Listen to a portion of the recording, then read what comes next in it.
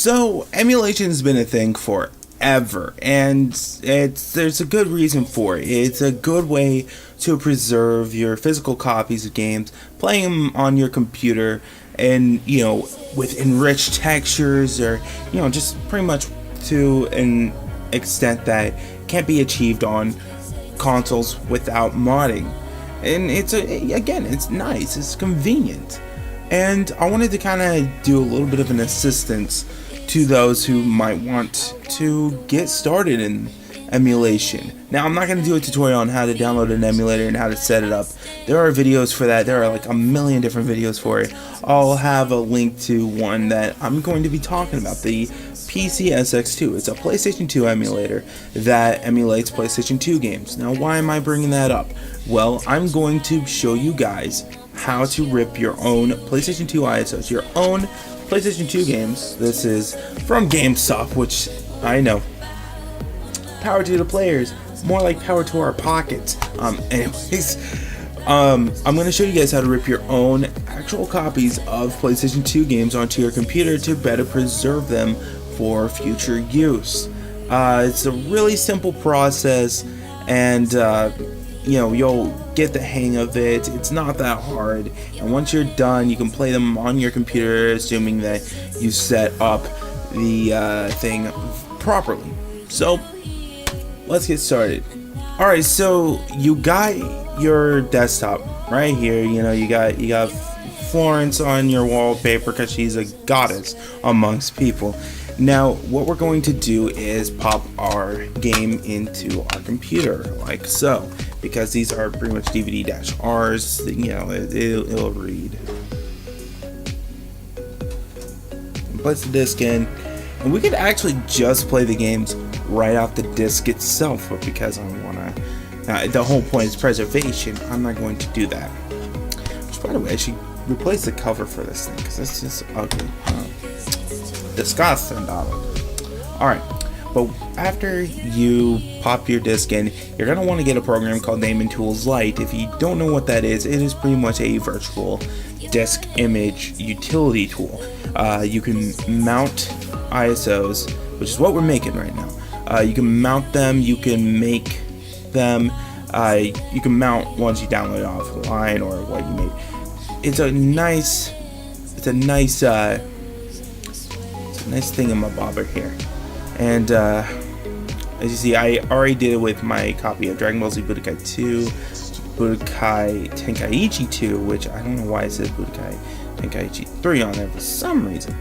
We're just going to delete that because I don't have it on my computer anymore. And we're going to unmount this. And yeah, it actually works with CDs too. If you want to see a tutorial on that, I'll do it. It's easy.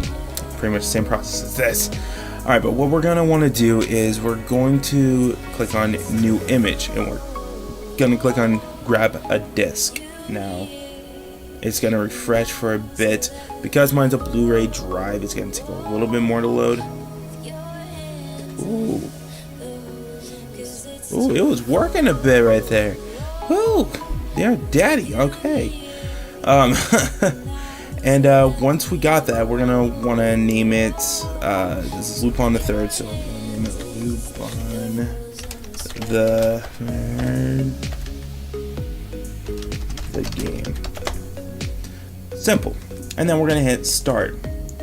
And what's this gonna do is it's gonna rip this, and this is working fast. Ooh, it is working. It's like, yo, let's do this. I'm sorry if you hear that. But what this is gonna do is it's gonna rip the disk image and put it on the computer. And now I'm gonna stop this because this is really loud. Like, yeah, freaking loud. So I'm gonna stop this, and when I resume, hopefully we get that result. Okay, so it just finished the ripping process. I have my disc right here, and you'll see my ISO of Lupin the Third, the game. Now, if I wanted to, I could mount that right now. And something to just kind of, as a rule of thumb, do not rip your stuff at times 16. Yes, if your computer can handle it, it's okay, but the disk drive is what needs to be able to handle it. 8 is good enough, maybe 10. 8 or 10x is good enough, and it will rip at a moderately good speed, and it won't make your disk drive have to work super freaking hard, because my disk drive was crying about it. I mean, poor little baby. But that's not the point here, and I just realized I missed the P in desktop on there. Anyways, after we already rip it, now we can use this in our game, in our emulator.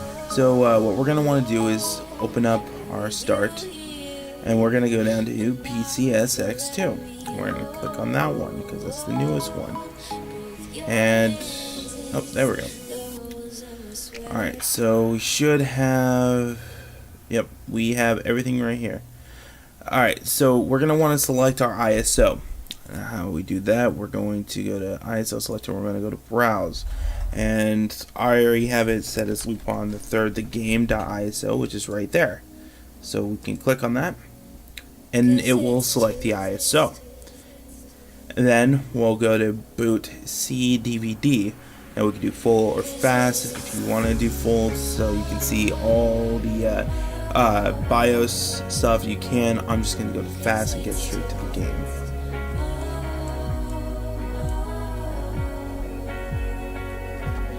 And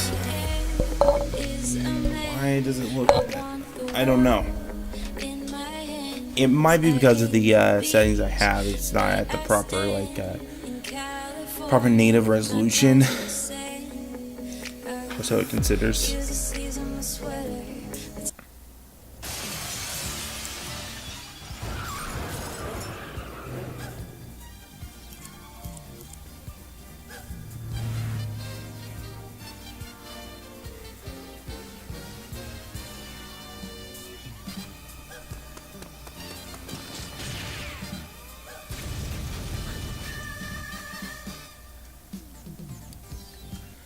Okay, to prevent myself from getting flagged with any copyrights, I'm not gonna have the sound up as loud.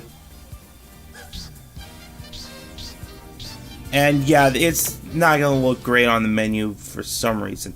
Don't know why. I think it's because of the native resolution. But the point is that this is playable. You can play your games on your computer and have a good time. That's the whole purpose of this. If this ever wants to... Oh, there we go. Oh, Jesus! I did not expect that. You know what? It works, though. God.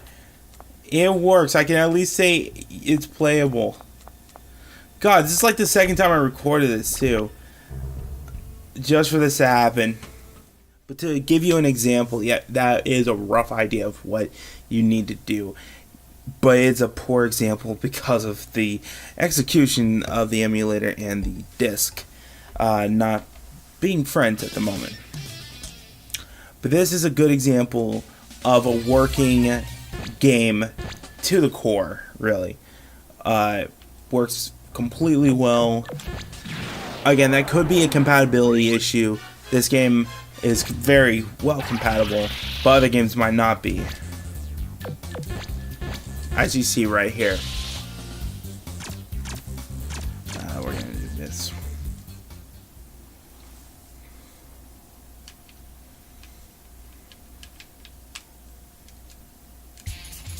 As you see, it works just fine.